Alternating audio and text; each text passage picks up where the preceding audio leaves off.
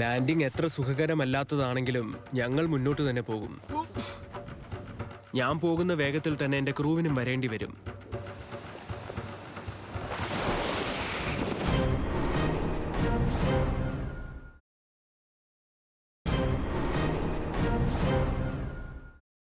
ഓരോ സ്ഥലത്തുകൂടി പോകുമ്പോഴും പുതിയ പുതിയ ബുദ്ധിമുട്ടുകളാണ് വരുന്നത്.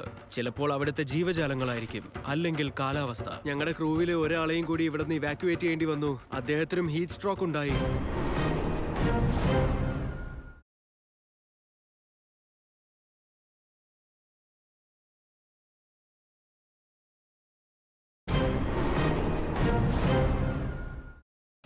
കാലാവസ്ഥയെ ആണെങ്കിലും ജീവജാലങ്ങളെ ആണെങ്കിലും നേരിടുമ്പോൾ കാട്ടിൽ അതിജീവിക്കുന്നത് വളരെ ബുദ്ധിമുട്ട് തന്നെയാണ്.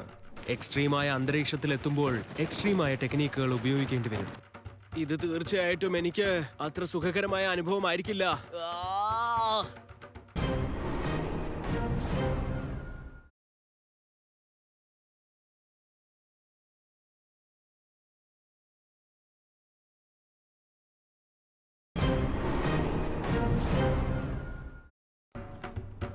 ഏതൊരു ചത്ത മൃഗത്തിനും നല്ല നാറ്റമുണ്ടാകും.